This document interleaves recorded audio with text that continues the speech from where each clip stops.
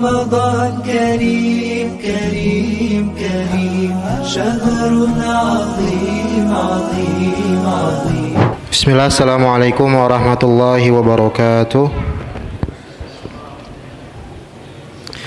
إن الحمد لله نحمده ونستعينه ونستغفره ونعوذ بالله من شرور أنفسنا ومن سيئات أعمالنا من يهده الله فلا مضل له ومن يضلل فلا هادي له. أشهد أن لا إله إلا الله وحده لا شريك له وأشهد أن محمدا عبده ورسوله لا نبي ولا رسول بعد. أما بعد. Puji syukur kepada Allah Subhanahu wa taala yang mana Allah masih memberikan kita begitu banyak nikmat, yang mana salah satunya adalah nikmat kesehatan dan nikmat uang waktu, sehingga kita masih bisa melaksanakan ibadah rutinitas kita khususnya di bulan Ramadan ini, sehingga kita bisa melaksanakan sholat isya secara berjamaah, kemudian kita lanjutkan dengan sholat tarawih secara berjamaah insyaallah. Kemudian salawat serta salam mari kita junjung tinggikan kepada Nabi besar kita Nabi Muhammad sallallahu alaihi wasallam, kepada para ahlul baitnya, sahabatnya, tabi'in, tabi'ut tabi'in, dan orang-orang yang senantiasa istiqomah memegang sunnahnya hingga hari kiamat kelak. Alhamdulillah, malam ini kita sudah memasuki malam 21 Ramadan bagi yang puasanya mengikuti Ru'yatul Hilal ya, versi pemerintah. Malam ini kita sudah memasuki 10 malam terakhir Ramadan, yang mana malam ini adalah malam ke-21, yang mana di akhir-akhir ini ya kita akan diuji dengan keistiqomahan kita ya, yang mana kebanyakan masjid softnya mulai berkurang ya, tapi alhamdulillah Masjid Al-Islam malam ini softnya banyak dan jamaahnya lumayan banyak, alhamdulillah. Berarti keistiqomahannya masih teruji hingga saat ini. Ya sebenarnya malam ini jadwalnya Ustadz yang lain ya, tapi karena ada beberapa hal beliau berhalangan, jadi dia mengarahkan ke saya. Dalam surah Al-Baqarah ayat 155 Allah Subhanahu wa taala menyebutkan ada lima ujian kehidupan yang pasti akan diberikan kepada manusia selama menjalankan tugasnya sebagai hamba yang harus menyembah Allah Subhanahu wa taala. Yang mana bunyinya adalah a'udzubillahi minasyaitonirrajim. Bismillahirrahmanirrahim. Walanabluwannakum bisyai'im minal khaufi wal ju'i wa naqsim minal amwal wal anfusi was samarat wa basyiris sabirin. Yang mana artinya adalah, dan sungguh kami pasti akan menguji kalian dengan sedikit perasaan takut dan lapar serta kekurangan harta, jiwa, dan buah-buahan. Dan sampaikanlah kabar gembira bagi orang-orang yang bersabar. Al-Quran surah Al-Baqarah ayat 155. Ya kalau kita lihat dari ayat ini ya, Allah Subhanahu wa taala memulai firman-Nya ya dengan kata walanabluwannakum ya. Di sini ada huruf harfun lam ya. Walanabluwannakum, di sini ada harfun lam ya. Kalau kita belajar bahasa Arab, di situ adalah lam taukid ya. Di situ adalah penekanan bahwasanya kami pasti sungguh akan memberikan atau akan menguji kalian dengan ujian-ujian yang Allah sebutkan tadi ya. Allah pasti akan memberikan ujian ini ya, yang mana ujian-ujian itu adalah, yang pertama adalah sedikit rasa takut atau perasaan takut, yaitu minal khauf ya, al khauf. Ya al khauf di sini atau rasa takut ya adalah berupa ujian yang berbentuk ujian psikis ya. Ujian psikis, bukan ujian fisik ya. Ujian psikis yang mana ujian ini adalah bersifat kejiwaan ya. Ujian bersifat kejiwaan. Ya apa saja itu ya, yang pertama adalah kekhawatiran, was-was ya, ketidaknyamanan, kegelisahan yang mendalam ya, galau ya, bagi jomblo-jomblo sering galau ya. Itu sudah terkena ujiannya ya. Salah satu contohnya adalah rasa takut ketika kita bertemu dengan musuh ya. Sebagaimana yang sahabat Ibnu Abbas radhiyallahu anhuma ketika menjelaskan makna khauf dalam ayat ini ya, sebagaimana yang ditafsirkan oleh Ibnu Abbas ya. Berbagai ujian kejiwaan yang kita rasakan ini, yang akan kita rasakan ini ya, seperti tadi was-was ya, ketidaknyamanan, kegelisahan ya, itu sungguh kalau kita renungkan itu akan sungguh membebani diri kita ya, daripada sekedar ujian fisik ya. Karena ujian psikis ini ya sungguh sangat membebani diri ya. Yang mana alasannya adalah ya, ketika orang ketika orang terkena ujian psikis ini ya, pastinya biasanya tuh kejiwaan atau fisiknya terganggu ya, fisiknya terganggu. Biasanya ada yang sampai stres, depresi, bahkan ya sampai ke tingkat yaitu gila ya. Itu sudah menyentuh fisiknya ya, fisiknya. Kemudian alasan lainnya adalah karena pikiran dan tubuh ya, pikiran dan tubuh atau jasad dan ruh kita itu saling berkaitan ya, saling berkaitan. Oleh karena itu pasti akan mempengaruhi ya fisik kita ya, dari psikis kemudian akan mempengaruhi fisik kita. Sebagaimana yang Nabi sabdakan ya, Rasulullah SAW dalam hadisnya ya, jika jiwa seseorang itu baik maka akan baiklah seluruh tubuhnya, dan demikian sebaliknya. Jika jiwa orang itu buruk ya, maka akan sakit seluruhnya ya. Jika jiwanya sakit maka seluruhnya akan sakit ya. Dalam ujian psikis ini atau ujian rasa takut ini ya, banyak sekali kejadian-kejadian yang kita lihat atau mungkin kita pernah alami ya, pasti kita bakal pernah alami ya, minimal kita mengalami rasa takut ya ketika bertemu dengan musuh kita atau rasa takut yang lainnya ya. Yang mana beberapa bulan yang lalu atau beberapa minggu yang lalu ya, saya baca berita itu ada kejadian yang mana itu sungguh miris ya. Seorang ibu tega membunuh anaknya sendiri ya. Yang mana ketika ditelusuri ternyata itu ya, yang terkena dalam sakitnya adalah sakit psikis ternyata ya. Karena psikisnya itu maka ia sampai tega membunuh anaknya ya. Oleh karena itu ketika kita sudah merasakan ini ya, ketika kita diuji ini maka kita harus segera mengobatinya. Kemudian ujian yang kedua adalah wal ju'i ya, atau ujian kelaparan ya, ujian kelaparan. Nah, ujian kelaparan ini adalah ujian fisik ya, ujian fisik, bukan ujian psikis lagi ya. Itu biasanya kita ujian kelaparan ini ya kita hadapi seperti puasa ya. Puasa adalah ujian kelaparan yang Allah berikan kepada kita ya, puasa di bulan Ramadan ini. Karena puasa membuat seorang hamba merasakan lapar dan dahaga ya, perasaan yang mengingatkannya kepada apa yang dirasakan saudara-saudara muslim fakir dan miskin dan lainnya. Jadi oleh karena itu ya, ketika puasa ini Allah memberikan kita ujian kelaparan dan ujian dahaga ya. Itu sudah pasti kita merasakannya, bahkan kita merasakannya setiap tahun. Seorang ahli hikmah pernah ditanya oleh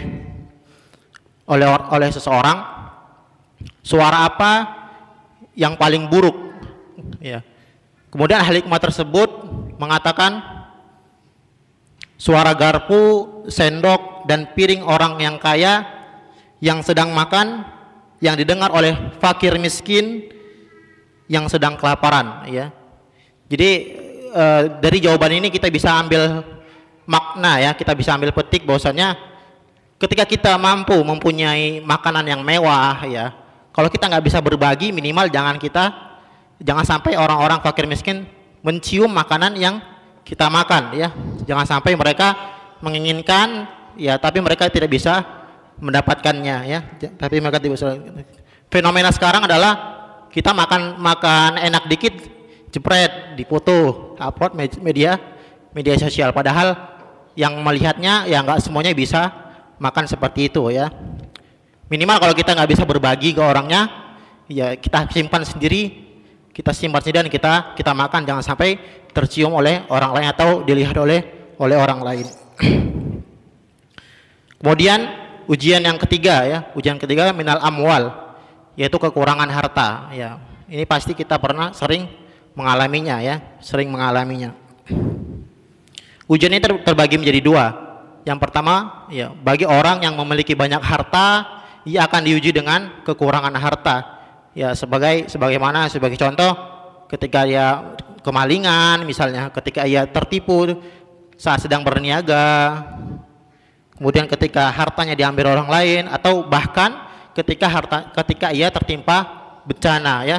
Itu adalah ujian kekurangan harta bagi orang yang memiliki banyak harta. Kemudian yang kedua adalah bagi orang yang kekurangan, bisa jadi ia termasuk dalam kategori fakir dan miskin. Kemudian yang keempat adalah ujian kematian ya, Kalau dalam ayatnya wal anfus ya, wal anfus diartikan dengan ujian kematian, yaitu ujian kehidupan yang pasti kita alami ya, baik itu ujian kematian orang yang kita cintai seperti orang tua kita, saudara kita, istri kita, anak-anak kita, dan bahkan kerabat kita ya, itu pasti akan kita lewati, karena kematian adalah pasti akan kita hadapi ya. Semua orang pasti akan menghadapi kematian. Kullu nafsin za'iqatul maut. Kemudian ujian yang terakhir ya, ujian yang kelima, wassamarat ya, kalau diartikan adalah ujian kekurangan hasil pertanian ya, tapi kalau kita maknai di sini adalah, boleh kita maknai dengan kesulitan dalam hal makanan pokok sehari-hari ya. Bagi petani misalnya terkadang mereka diuji dengan gagal panen ya, banyak hamanya, atau bahkan harga pupuk yang melambung tinggi ya, yang bahkan sekarang kita rasakan fenomena tersebut ya. Adapun kita yang bukan petani, kita merasakan ujian tersebut juga ya. Bagi kita yang bukan petani, kita diuji dengan bahan pokok yang melambung tinggi ya, harganya, bahkan sekarang ya, semua bahan pokok sudah melambung tinggi harganya ya, baik itu beras, minyak dan lain-lainnya, itu semuanya sudah melambung tinggi harganya. Kemudian apa kunci dari kita menghadapi 5 ujian yang Allah pasti akan berikan ini ya? Dalam lanjutan ayatnya Allah Subhanahu wa taala berfirman, wabasyiris sabirin ya, berilah kabar gembira pada orang-orang yang bersabar ya. Jadi intinya 5 ujian ini kita menghadapinya harus dengan kesabaran ya, ujung-ujungnya harus dengan kesabaran ya. Kalau tidak dengan kesabaran, pasti kita akan kalah dengan ujian ini ya. Misalnya dari yang pertama tadi, dari rasa takut itu, kalau kita tidak hadapi dengan kesabaran ya, maka kita akan kalah dengan rasa takut kita. Sebagaimana juga yang selanjutnya ya, kematian itu kalau kita nggak sabar ya, banyak sekali yang ketika ia ditinggal oleh orang yang dicintai, kemudian dia tidak bersabar ya, bisa jadi dia stres dan yang lainnya ya. Oleh karena itu Allah Subhanahu wa taala memberikan berfirman wabasyiris sabirin. Apa itu kabar gembiranya ya? Dengan diangkatnya seluruh ujian-ujian tersebut ya, dengan diangkatnya seluruh hajat-hajatnya, terpenuhi hajatnya, kemudian diberikan ganti dengan yang lebih baik, dan segala kebaikan lainnya yang Allah akan berikan kepadanya ketika ia bersabar atas 5 ujian tersebut. Hal ini sebagaimana yang dijelaskan dalam hadis Imam Muslim ya, dari Ummu Salamah radhiyallahu anha, istri Nabi Muhammad sallallahu alaihi wasallam. Ia pernah mendengar bahwasanya Rasulullah sallallahu alaihi wasallam bersabda, "Ma min 'abdin tusibu musibatun fayaqulu inna lillahi wa inna ilaihi raji'un. Allahumma ajurni fi musibati wa akhlif li khairan minha illa ajrahu Allahu fi musibatihi wa akhlafa lahu khairan minha." Tidak ada seorang hamba pun yang tertimpa suatu musibah lalu ia mengucapkan inna lillahi wa inna ilaihi raji'un, Allahumma ajurni fi musibati wa akhlif li khairan minha. melainkan Allah Subhanahu wa taala akan memberinya pahala dalam musibahnya dan menggantinya dengan yang lebih baik. Ya, di sini Rasulullah SAW mengajarkan kita satu doa, ya, bagaimana kita menghadapi ujian tersebut.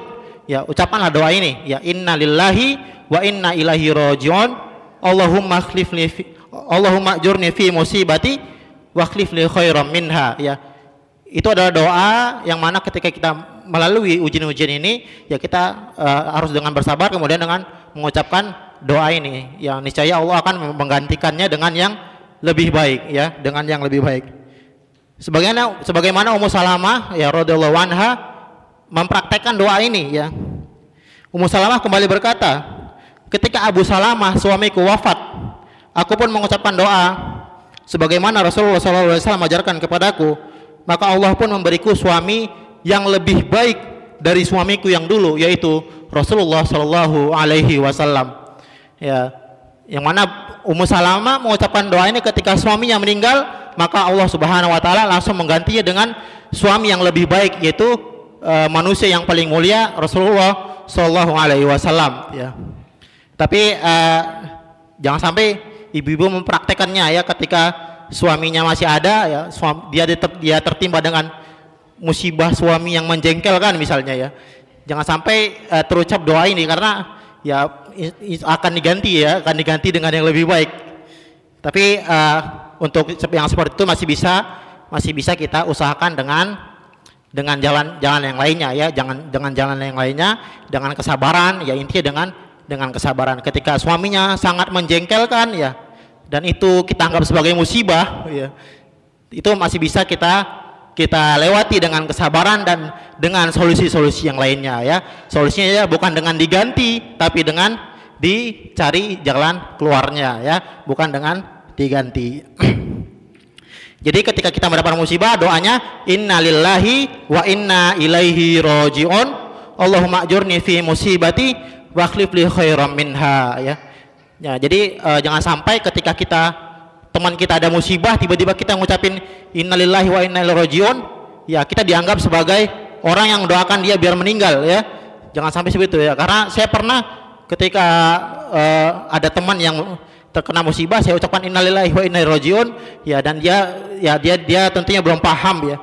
Dikiranya saya doain dia biar cepat meninggal, ya. Padahal ini adalah doa ketika kita tertimpa musibah, ya.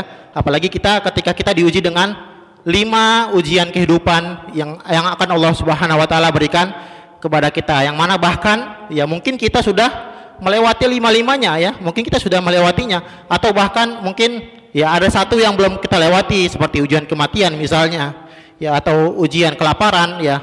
Tapi insya Allah kita semuanya bakal melewatinya, karena Allah Subhanahu wa taala menjanjikan wala nabluwannakum, ya, kami pasti akan menguji kalian, ya, wala nabluwannakum, ya. Semoga semoga kita semua, ya, diberikan kesabaran oleh Allah Subhanahu wa taala dalam melewati 5 ujian yang akan Allah berikan kepada kita semua. Amin ya rabbal alamin. Mungkin itu dari saya. Mohon maaf apabila ada kata yang salah.